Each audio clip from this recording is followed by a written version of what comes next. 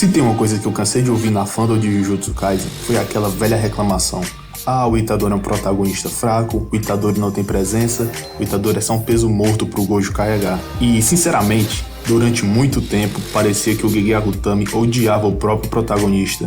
Mas o jogo virou. Com as revelações finais e o cenário apresentado em Jujutsu Kaisen Módulo, a gente não tá mais vendo aquele garoto que precisava ser salvo. Nós estamos olhando para um ser que, aparentemente, parou no tempo.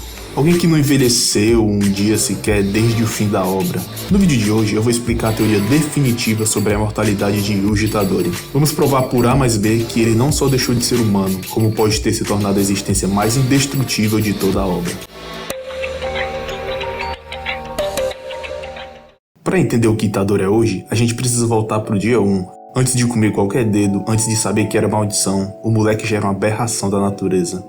Ele quebrava recordes mundiais como se fosse brincadeira de criança. Arremesso de peso, corrida de 50 metros, ele fazia atletas olímpicos parecerem amadores. Mas a gente, naquela inocência, achava que era só protagonismo de shounen, né? Aquele clássico, ele é forte porque sim. A gente mal sabia que existia um design inteligente por trás dessa força bruta. O problema é que, quando ele entrou pro mundo do Jujutsu, a régua subiu demais. O Itadori não foi comparado com feiticeiros comuns. Ele foi jogado na cova dos leões imediatamente. Ele estava cercado por Satoru Gojo, Yuta, Hakari e tinha um rei das maldições vivendo dentro dele. Pra gente ter noção, essa é a mesma coisa que acontece com o jogo. O jogo é, na minha opinião, a maldição mais forte do arco de Shibuya. Mas como ele só lutou contra o Gojo e o Sukuna, que são literalmente deuses na obra, ele virou meme, foi tratado como bucha. O Itadori foi igual, ele subiu pra grau 1 numa velocidade recorde. Mas como ele estava sempre lutando contra desastres especiais ou gente do nível de Mahito e Chozo, parecia que ele estava sempre perdendo. Mas isso não era fraqueza, era falta de tempo de maturação. E o tempo acabou de se tornar irrelevante para ele.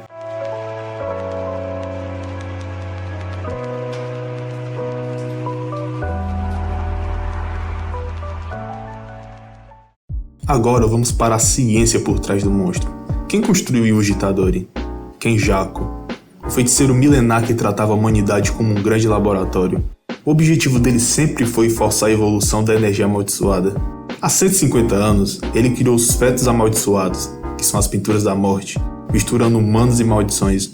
O Chozo foi um sucesso relativo, mas ainda não era a perfeição. O Itadori é a versão final, ele é a obra-prima. Presta atenção nessa árvore genealógica bizarra, porque é aqui que a mágica acontece. O pai do Itadori, Jin, era a reencarnação da alma do irmão gêmeo de Sukuna. Isso significa que o Itadori possui o sangue do clã do Sukuna correndo nas veias.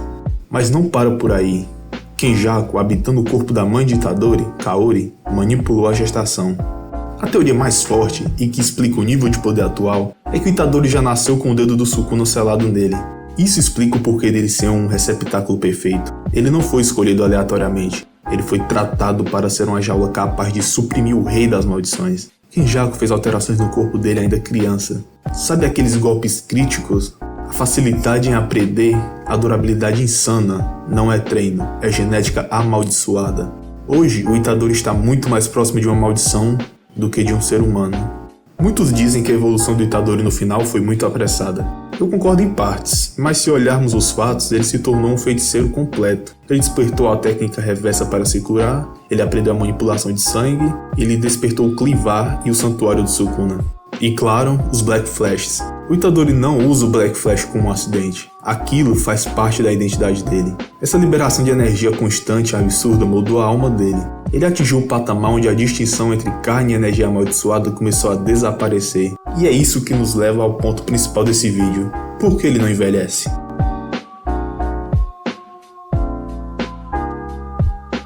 Bom, chegamos na teoria que muda tudo. Em Jujutsu Kaisen Módulo, vemos um Itadori que mantém a mesma aparência jovem, enquanto o mundo ao redor dele muda. Por que será isso?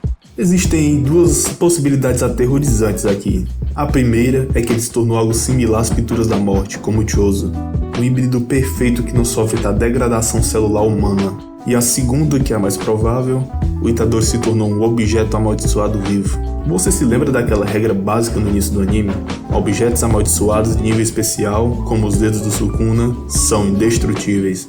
Nem mesmo Gojo consegue destruir. O plano era o Itadori comer tudo e ser executado, levando a alma do Sukuna junto com ele. Mas e se, ao absorver tudo isso e ter seu corpo modificado pelo Kenjaku, o próprio corpo do Itadori tem adquirido as propriedades de um objeto amaldiçoado? Se o Itadori virou um dedo gigante em forma humana, isso significa que ele é invulnerável, indestrutível e imortal. E isso explica a apatia e a tristeza profunda que vemos nele.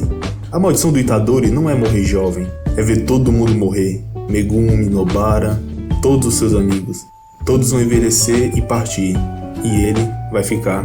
No fim, Itadori é uma jaula eterna, o guardião que nunca pode descansar.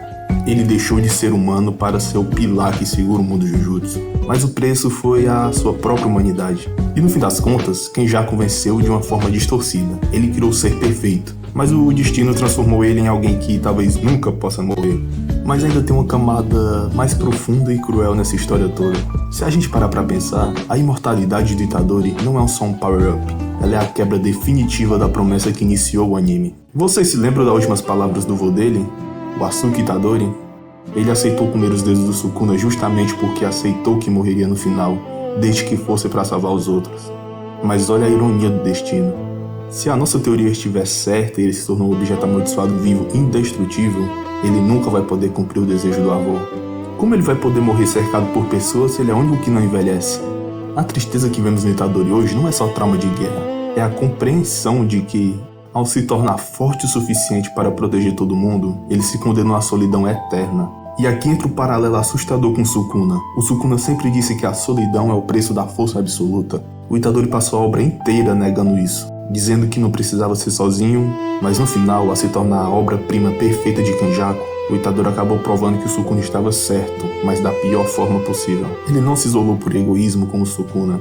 Ele foi isolado pela própria natureza da sua existência e virou o deus demônio que protege a humanidade, mas que não pode mais viver entre a humanidade. Ele é o deus protetor que paga o preço com a própria alma. Mas e você? Acha que essa imortalidade é uma bênção de poder ou a maior maldição que o Gege poderia ter dado para o nosso garoto? Comenta aqui embaixo o Itadori imortal para eu saber que ficou até o final do vídeo. E se você curte teorias de Jujutsu, outros animes e quer trocar uma ideia comigo e com a galera, entra no nosso servidor do Discord. O link tá na descrição e no comentário fixado. Não esquece do like, se inscreve no canal pra gente continuar crescendo. Valeu, falou e até a próxima.